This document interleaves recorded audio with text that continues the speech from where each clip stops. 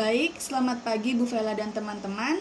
Saya Rastika Setiawati, NIM 181414034, akan menjelaskan mengenai teorema 5.7 pada homomorfisme, dan teman saya Sela Delvia, NIM 181414037, yang nantinya akan menjelaskan mengenai latihan soal pada grup permutasi. Baik, saya akan menjelaskan mengenai teorema 5.7. Diberikan gester grup dan H bundaran grup. EG merupakan elemen identitas pada gester dan EH merupakan elemen identitas pada H bundaran. Jika theta adalah pemetaan dari G ke H yang merupakan homomorfisme grup, maka kernel theta merupakan subgrup dari G. Pembuktiannya, jika theta adalah pemetaan dari G ke H merupakan homomorfisme grup, maka kernel theta subgrup dari G. Artinya harus ditunjukkan bahwa kernel theta bukan himpunan kosong dan setiap AB elemen kernel theta terdapat A star B inverse elemen kernel theta. Langkah yang pertama akan membuktikan bahwa kernel theta bukan himpunan kosong. Buktinya, diketahui bahwa theta adalah pemetaan dari G ke H yang merupakan suatu homomorfisme grup. Maka theta EG sama dengan EH, yang artinya hasil pemetaan dari elemen identitas pada grup G adalah elemen identitas pada grup H. Ini berdasarkan teorema 5.4. Maka EG elemen kernel theta. Jadi terbukti bahwa kernel theta bukan himpunan kosong.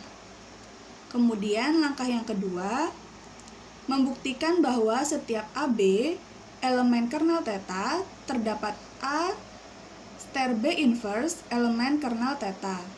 Buktinya, ambil sembarang AB elemen kernel theta, maka terdapat theta A sama dengan EH dan theta B sama dengan EH berdasarkan definisi kernel theta.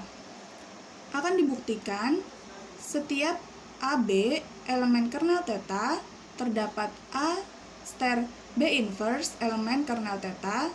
Artinya harus ditunjukkan theta A star B inverse sama dengan EH. Buktinya, theta EG sama dengan EH. Ini berdasarkan teorema 5.4. Theta B star B inverse sama dengan EH. Berdasarkan definisi elemen identitas pada grup. Dan EG ini sama dengan B star B inverse. Karena theta merupakan homomorfisme, maka theta B bundaran theta B inverse sama dengan EH. Sehingga EH bundaran theta B inverse sama dengan EH. Karena EB sama dengan EH. Sehingga theta B inverse sama dengan EH berdasarkan definisi elemen identitas pada grup. Sehingga theta A star B inverse sama dengan theta A bundaran theta B inverse. Karena theta merupakan homomorfisme grup. Karena sudah diketahui bahwa theta A sama dengan EH dan theta B inverse sama dengan EH, maka theta A star B inverse sama dengan EH bundaran EH sama dengan EH. Maka theta A star B inverse sama dengan EH. Jadi terbukti jika theta adalah pemetaan dari G ke H merupakan homomorfisme grup, maka kernel theta merupakan subgrup dari G. Selanjutnya saya akan membahas mengenai latihan grup permutasi. Diketahui himpunan A sama dengan 1, 2, 3 dan pemetaan bijektif untuk suatu fungsi di mana memetakan dari A ke A. Kemudian permutasi dari himpunan A adalah Theta 1 sama dengan 1, 2, 3, 1, 2, 3. Theta 2 sama dengan 1, 2, 3, 1, 3, 2. Theta 3 sama dengan 1, 2, 3, 2, 1, 3. Theta 4 sama dengan 1, 2, 3, 2, 3, 1. Kemudian selanjutnya Theta 5. Theta 5 sama dengan 1, 2, 3, 3, 2, 1.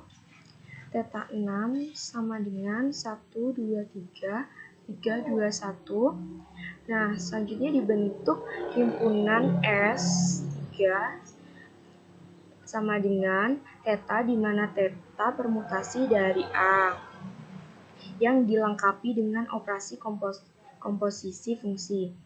Nah, yang ditanyakan adalah tunjukkan bahwa S3 jika dioperasikan dengan operasi komposisi fungsi adalah grup. Penyelesaiannya, kita telah ketahui jika S3 sama dengan theta, di mana theta permutasi dari A. Nah, permutasi dari A itu sendiri memiliki elemen theta 1, theta 2, theta 3, theta 4, theta 5, dan theta 6. Di sini S3 adalah himpunan yang berhingga karena N S3 adalah 6. Nah, untuk buktinya kita dapat menggunakan tabel Kelly. Nah, diperhatikan di sini theta 1 bundaran theta 1 bundaran theta 1 sama dengan menghasilkan theta 1. Theta 2 bundaran theta 1 bundaran theta 2 sama dengan theta 2. Theta 1 bundaran theta 3 sama dengan theta 3. Selanjutnya sampai di sini. Nah, proses untuk pengerjaannya kita dapat perhatikan ini. Theta 2 bundaran theta 1 sama dengan theta 2, theta 1 sama dengan theta 2. Nah, untuk menghasilkan theta 2 ini kita dapat memperhatikan selanjutnya. Nah, theta 2 itu tadi kan 1, 2, 3, 1, 3, 2 bundaran 1. Nah, theta 1-nya yaitu 1, 2, 3, 1, 2, 3. Nah, ini kan artinya theta 2 bundaran theta 1. Kita perhatikan ini karena fungsinya merupakan pemetaan bijektif dapat menghasilkan 1, 2, 3, 1, 3, 2. Nah, 1, 2, 3, 1, 3, 2 ini merupakan hasil dari theta 2 yang telah diketahui. Jadi mendapatkan seperti ini. Untuk membuktikan S3 jika dioperasikan dengan bundaran apakah merupakan grup. Jadi kita yang pertama adalah kita buktikan terlebih dahulu apakah bersifat tertutup. Nah, untuk buktinya berdasarkan tabel Kelly di atas dapat diperhatikan jika semua hasil operasi berada pada S3. Jadi terbukti bahwa S3 jika dioperasikan dengan operasi komposisi fungsi bersifat tertutup. Selanjutnya yang kedua adalah bersifat asosiatif. Untuk buktinya kita ambil sembarang theta 1, theta 2, theta 3 elemen S3 akan dibuktikan apakah theta 1 bundaran theta 2 bundaran theta 3 sama dengan theta 1 bundaran theta 2 bundaran theta 3. Nah, buktinya adalah sebagai berikut. Theta 1 bundaran theta 2 bundaran theta 3 apakah sama dengan theta 1 bundaran theta 2 bundaran theta 3. Nah, theta 1 bundaran theta 2 sama dengan theta 2. Nah, jadi theta 2 bundaran theta 3 apakah sama dengan theta 1 bundaran theta 5. Theta 5 ini didapatkan dari theta 2 bundaran theta 3 berdasarkan tabel Kelly. Nah, theta 2 bundaran theta 3 apakah sama dengan theta 1 bundaran theta 5 ya tadi. Nah, theta 2 bundaran theta 3 ini menghasilkan theta 5. Kemudian theta 1 bundaran theta 5 menghasilkan theta 5. Jadi terbukti bahwa theta 5 sama dengan theta 5. Kita dapat perhatikan kembali berdasarkan tabel Kelly. Jadi terbukti bahwa S3 jika dioperasikan dengan operasi komposisi fungsi bersifat asosiatif. Selanjutnya, apakah mempunyai elemen identitas? Kita akan buktikan berdasarkan tabel Kelly dapat diperhatikan bahwa theta 1 jika dioperasikan dengan semua elemen pada S3 pasti menghasilkan dirinya sendiri. Sehingga saya dapat mengatakan elemen identitas pada S3 jika dioperasikan dengan operasi komposisi fungsi adalah E sama dengan theta 1. Nah, jadi sudah terbukti bahwa S3 jika dioperasikan dengan operasi komposisi fungsi mempunyai elemen identitas. Selanjutnya, apakah mempunyai elemen inverse? Buktinya, berdasarkan tabel Kelly diperoleh inverse dari theta 1 sama dengan theta 1. Nah, kita perhatikan berdasarkan tabel Kelly-nya. Theta 2 jika dioperasikan dengan theta berapa supaya menghasilkan theta 1. Nah, ternyata theta 2 itu dioperasikan dengan theta 2 hasilnya adalah theta 1. Jadi, inverse dari theta 2 sama dengan theta 2. Selanjutnya, kita perhatikan berdasarkan tabel Kelly seperti ini ya. Caranya untuk memperhatikan tabel Kelly-nya.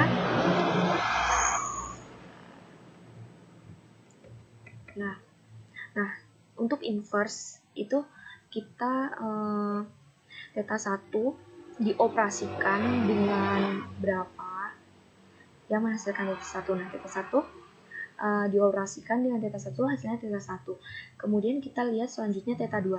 Theta 2 dioperasikan dengan theta berapa supaya menghasilkan theta 1. Ternyata theta 2 jika dioperasikan dengan theta 2 menghasilkan theta 1. Selanjutnya theta 3 jika dioperasikan dengan theta 3 menghasilkan theta 1. Kemudian theta 4 jika dioperasikan dengan theta 5 menghasilkan theta 1. Selanjutnya theta 5 jika dioperasikan dengan theta 4 menghasilkan theta 1. Kemudian theta 6 jika dioperasikan dengan theta 6 menghasilkan theta 1. Seperti itu. Jadi inverse-nya kita perhatikan. Nah, inverse-nya seperti ini. Inverse dari theta 1 sama dengan theta 1. Inverse dari theta 2 sama dengan theta 2. Inverse dari theta 3 sama dengan theta 3. Inverse dari theta 4 sama dengan theta 4. Inverse dari theta 5. Inverse dari theta 4 sama dengan theta 5. Inverse dari theta 5 sama dengan theta 4. Inverse dari theta 6 sama dengan theta 6. Jadi terbukti bahwa S3 jika dioperasikan dengan operasi komposisi fungsi mempunyai elemen inverse. Nah, karena kita telah membuktikan jika kesimpulannya karena telah dibuktikan jika S3 jika dioperasikan dengan komposisi fungsi bersifat tertutup, bersifat asosiatif, mempunyai elemen identitas, dan mempunyai elemen inverse, maka terbukti bahwa S3 jika dioperasikan dengan komposisi fungsi adalah grup. Sekian penjelasan dari kelompok kami. Jika ada salah kata, kami mohon maaf. Terima kasih.